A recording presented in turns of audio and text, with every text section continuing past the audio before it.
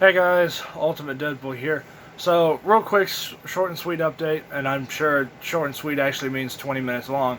Um, so please stick around to the end of this video if you guys are interested in the Invasion series I'm working on right now. I'm not going to be able to do anything with that tonight because it's already 10:30. Um, so just bear with me for a little while. Um, that series does need a little bit of explaining because right now it's kind of at a weird spot where it's at.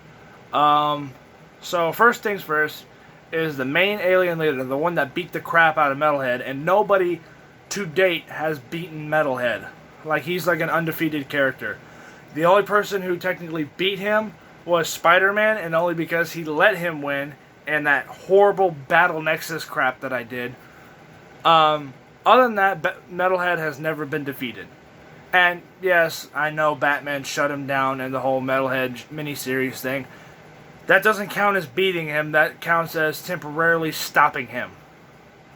Beating him is to where you actually go at him in a fight and you win. He does not. Batman didn't do that. He just went boop, boop, boop, boop, and quickly shut him down, like in Kung Fu Panda when he does the pulse thing or whatever.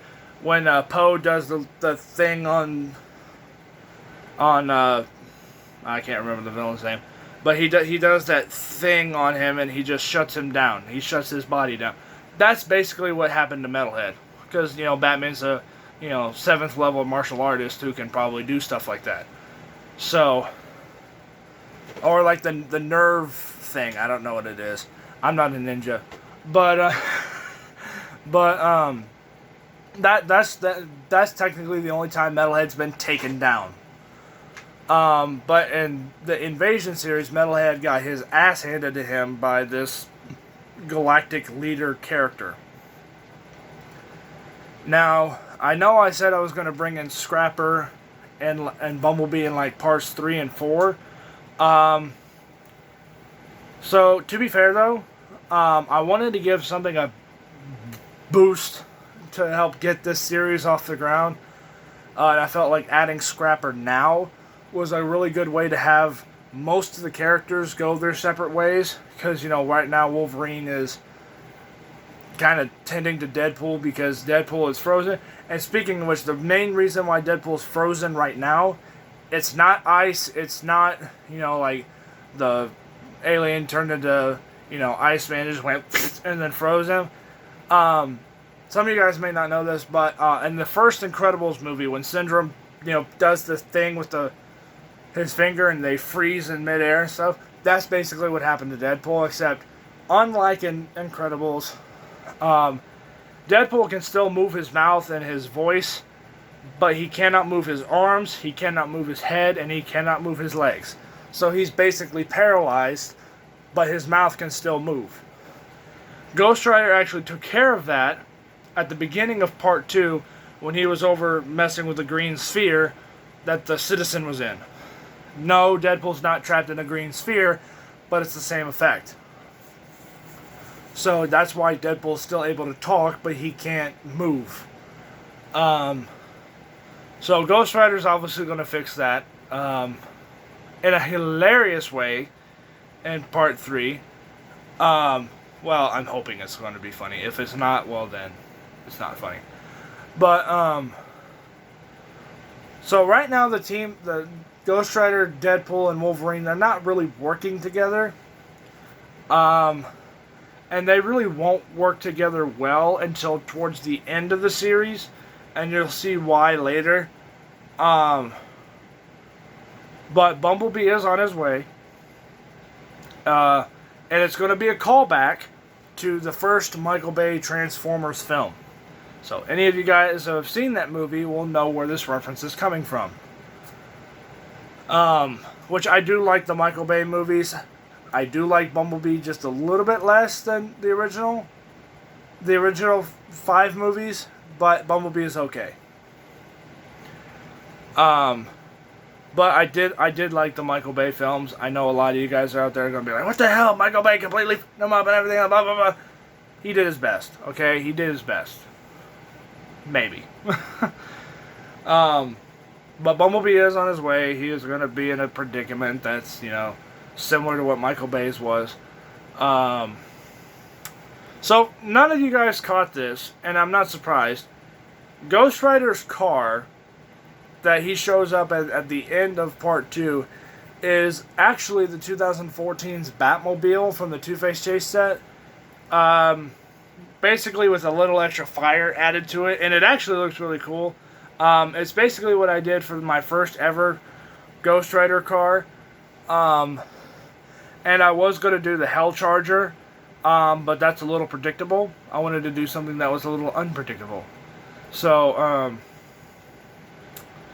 Scrapper is going to be a fun character. And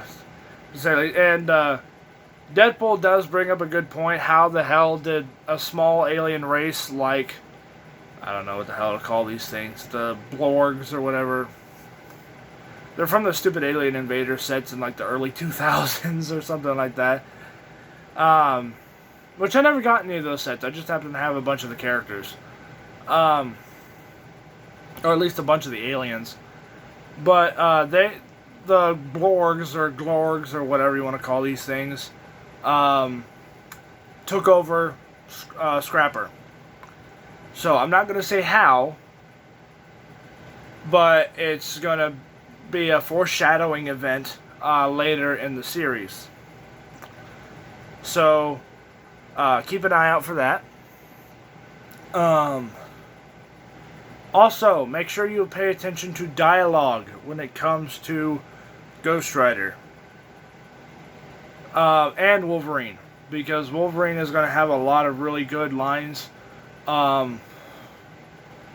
So there's going to be a bunch of Easter eggs between, the Transformers, the Blorgs or Glorgs or whatever you want to call them, the aliens, we'll just call them that way, the aliens, and a whole bunch of other characters. And when you really think about it, the only reason why they released Scrapper is because of Iron Man. If Tony had not fallen on the Galactic Leader, they wouldn't have brought in the heavy artillery, which was Scrapper.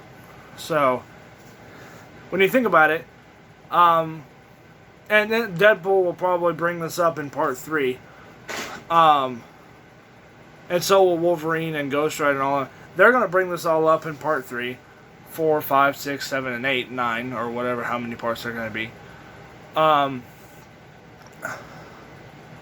It really is Tony's fault in this case, because, the leader was talking with, the Galactic Leader was talking with, Ghost Rider, Deadpool, and Wolverine and all of this.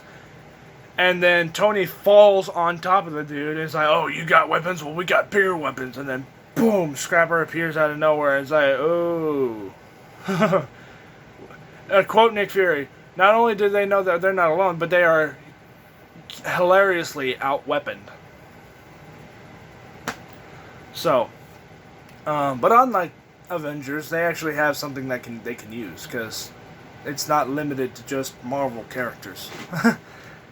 So, anyway, I cannot finish the series just yet. I am waiting on a special character that I need one piece out of, oddly enough, to do this. So, bear with me. I promise it'll hopefully be worth it. I've literally been working on this series for the last 6-7 months. So I'm hoping it turns out as good as I'm planning it's going to be. A lot of you guys seem to think it's really good, but there's only 2 parts of it out. So hopefully everything ends up being as good as I'm hoping it's going to be. And if it doesn't, well, I know at least one thing that's going to save this crap of a channel, and that's the Jason Voorhees, The Legend of Crystal Lake film. But unfortunately, that's not going to come out until April. Or August, or whenever the hell I said it was going to come out. But the only reason why that's not going to come out for a while is because I need miscellaneous body parts to ruin, per se, for lack of a better term. Because there's only so much you can do with Lego. And that's why nobody's done a Friday the 13th fan film in Lego. You know, yeah, Robot Chicken's got their stuff, but Robot Chicken has custom-made figures that they can get on the cheap end. I don't have that. I don't have that. I have to use what I have, and I don't animate with action figures very well. Look at the Pennywise can't get the line right. You will understand that entire video. Because that video is crap.